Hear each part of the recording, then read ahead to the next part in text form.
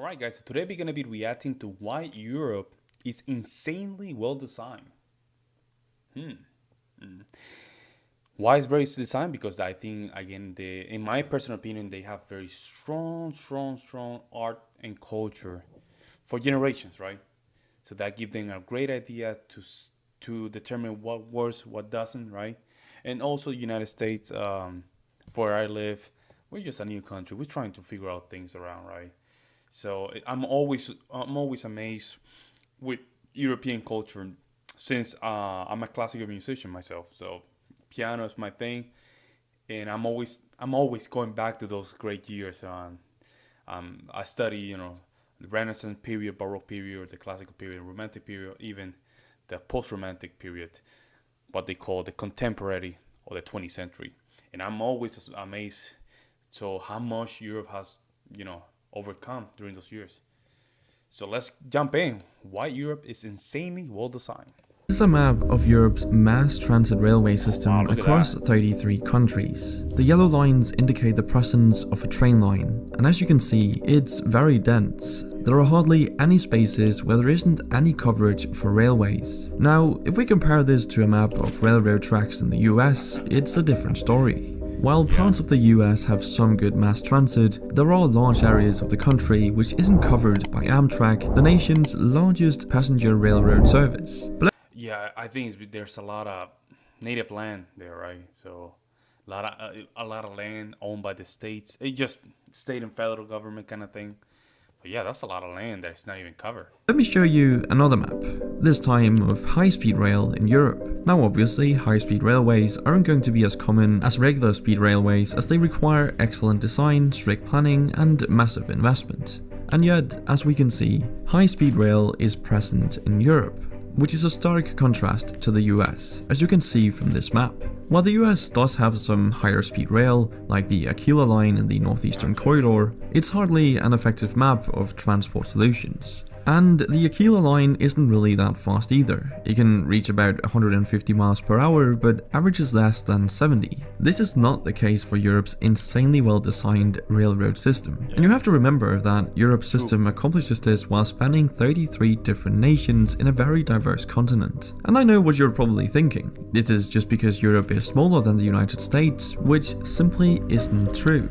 While the European Union is smaller than the US, continental Europe has an area that is about 1.04 times as much as the US. So we can dismiss this argument that the United States can't be that well designed because it's too big.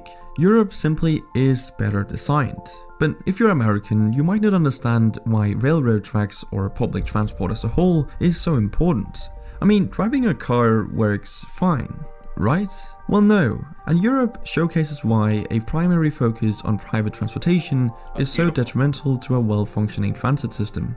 Look at these maps. They show the US road network versus the EU's. And as you can see, the EU's road network is not nearly as impressive as the US's. And yet, when you look at some of the most congested cities in the world, European countries don't feature particularly prominently in the global rankings. This is pretty shocking information because you'd assume that the country with a more expansive road network has a lot less congestion, especially considering the United States has devoted lots of time and money to their highways. So how come Europe is less congested when they have fewer roads? Well, it all comes down to disincentivizing the use of cars and, most importantly, making an attractive alternative. Europe does this by having both. I was gonna mention this. The Amtrak is not as appealing.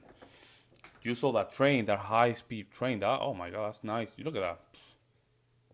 You know what I'm saying? Like, it looks nice. Europe does this by having both private and public transportation infrastructure, which technically the US has as well, it's just a lot worse. But on top of this, Europe makes it pretty expensive to buy, own and use a car. This is achieved by having high taxes on vehicles and gasoline. In fact, here's a map of worldwide gasoline prices. As you can see, European nations are in the top rankings, while the US lies at the bottom, charging very little. But let me be very clear, it's only a good idea to make it expensive to drive a car if you have an attractive alternative, which America doesn't, but Europe does. I mean, obviously this wouldn't Good work in point. the US with its current transportation infrastructure, but in Europe, this is a great strategy because you make the roads less congested for those who actually need them and give Yep. everyone else an affordable and efficient alternative, being Europe's amazing public transport like the trains on the railways. This is arguably the beautiful. better strategy because Yeah, even look at though the that. vast majority of Americans have Yeah, access to you see that tunnel? We're not there. New York City, we're not there. Chicago, but we're not there, man. LA, oh man. vehicles at around 91% and gas is comparatively cheap, it still leaves 9% who don't have access to vehicles. What are these people who can't afford a car supposed to do? I mean, sometimes public transport isn't even I used to live in Wyoming. I remember there was no train. The only train that was there was the cargo train. Of course, you cannot get transportation there. But man, the state of Wyoming is big, folks. It's a big state. It's not a small state, but it's completely landscape empty. Empty. So you have to call like a private car company. They have to pick you up. Then they have to travel 7 hours. Then you can go to Colorado and Denver, and then just get a flight. But it was empty. There was no train there, man. No transport trains. It's we need more of that. Yeah, I an agree. option or simply too expensive for many. So you've now actively excluded those who aren't exactly the most well off from society. To make matters worse, some US cities actually got rid of their public transport to make room for more cars. Yeah, I'm not joking. we did that. American streetcars like trams Yeah. were actually removed to make way for bigger Yeah, that went into effect in Puerto Rico, and they moved the public transport from certain towns in Puerto Rico, like Mayagüez, San Germán, so on and so forth. roads. Absolutely insane. Compare that to Oslo, Berlin, and Madrid, where discussions are underway to restrict or even exclude most cars from the city center. And let's not forget that when you have cars, you also need somewhere to park them. And this is where things start to become rather ridiculous. You see, the United States has 2 billion parking spaces for 250 million cars. That's 8 parking spaces per vehicle. In Europe, it's pretty much a 1-to-1 with around 250 million public parking spaces for 300 million cars. But to emphasize the ridiculousness of this even further, the area that the US dedicates for car parking is actually larger than the area dedicated for housing people. It's honestly unbelievable that people are being squeezed out of American cities due to regulators wanting to make more room for parking spaces. This simply wouldn't fly in the EU, as it has a whole policy dedicated to improving urban planning. See, the EU spent 100 Yeah, but it's just, but look at you how you guys living. You living like very close to each other, kind of thing. You know, the United States is big. We have space, man. We have space over here. We have space, real space. So having a car, it just makes sense, man. But Europe cannot afford that. Europe is, compared to United States, I don't know. It says here that it's not, but it's big. It's small. Europe is small, and you can see look like everybody like cramped each other, right? Like we need a car here in the United States, man. Like these lands are.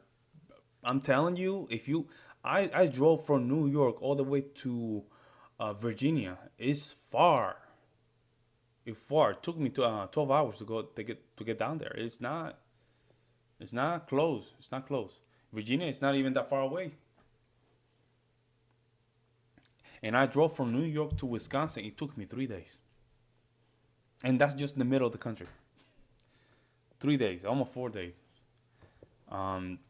It's big. It's a big, it makes sense just to keep Europe nice and clean. You want Europe to always look nice, right? United States, we have land here, land. You can just drive here for hours. You don't see anything. So 115 billion euros between 2014 and 2020 to improve city design by making it smarter, greener, and more connected. Simply meaning they allocated funds to make their cities more efficient, more connected, and better for the environment. And better for the environment they really are. Yep. As the average resident in a typical Western US city, such as Los Angeles or Phoenix, contributes approximately 6 times more carbon to the atmosphere per capita than an average European city resident. This is purely the result of not having effective transport solutions, which saves resources and allows people to move about efficiently. And exactly that, I'm up for moving it. about efficiently. I'm up for it. Especially in the cities, we have a lot of cars. That's true. Especially big cities. Cars are cramped up, right? And I would love to see more of that public transportation. I used to live in Milwaukee. They have public transportation there. Beautiful.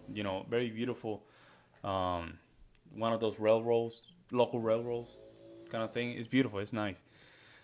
But then the public transportation, where they're big trucks, it's high, man. It's just we need to fix so many things in the United States. We're getting there, Europe. We're getting there. Is something most of Europe's citizens are able to do as a result of the See, it looks European nice, Union. clean. See, most of Europe's nations are in the European Union, which gives the EU citizens a number of perks, which includes a free travel area.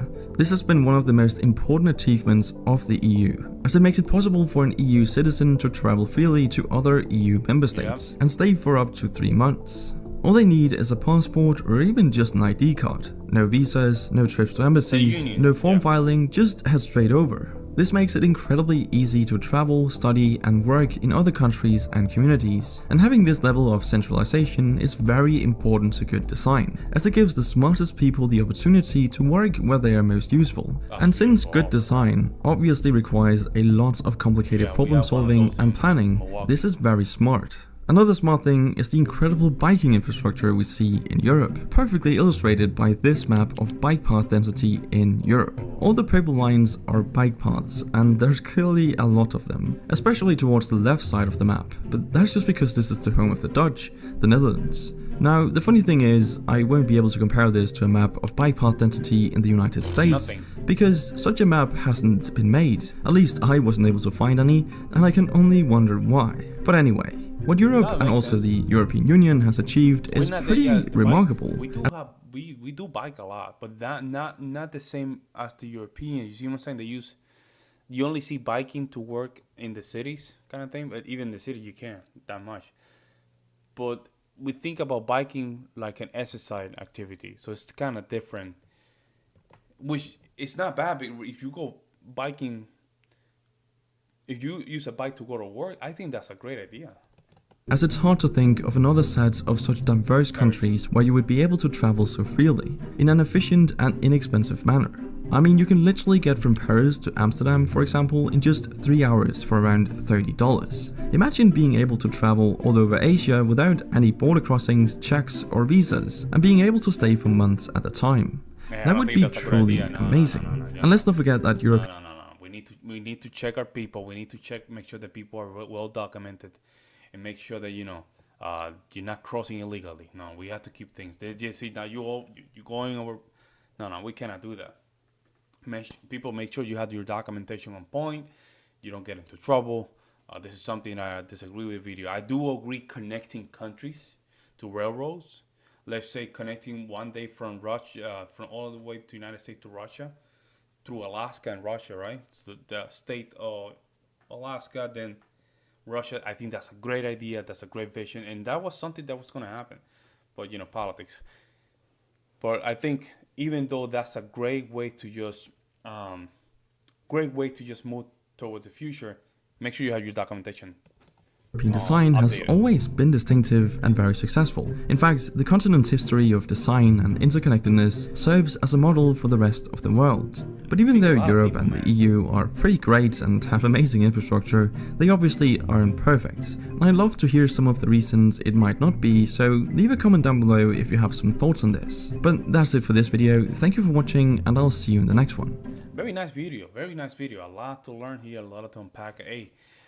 Clearly the Europe infrastructure, they have the new modern and antiquated, which is great. A little bit cramped, so there's not a space for parkings, man. And I think Europe has done a good job make sure they can mitigate or minimize having these kind of problems. Of course, in the United States, in some of the cities, we have a traffic problem. You're right, and I don't know how can we fix that. There has to be a way we can fix that without depriving the privilege of having a car. I love to have my car. I love having my car. I love to just go around myself. I love to just enjoy myself with my family. I love to have my car. But having the option of having a public transportation not only is a great idea, but there has to be high regulations when it comes down to that, because safety net. Make sure it's safe, make sure it's clean, make sure there's no homeless epidemic. Make sure, you know what I'm saying? A lot of problems in the United States come from things that it's not from the infrastructure, but the communities. We have right now we have a homeless problem in some of the big cities, and a lot of this homeless problem has contributed to the back of, let's say, not moving forward. Right, it's not incentivized people to come in and really invest in United States, and we don't want that. We want to you know have some more ideas of Europe. I think this is a great idea to keep our street clean, everything nice, and I love my cars. But I think we can incorporate certain things like here. If you live in where I live in north of Wisconsin, you want to go to Milwaukee, you want to go to Chicago, you can do so with a train. But again, we don't have a lot of those options. I think there's an Amtrak here, but there's not multiple railroads that you can take to go down to different part of the United States. And hopefully we are moving towards that. Hopefully. But let me know what you guys think. In the meantime, I'll see you in the next one. I'm out.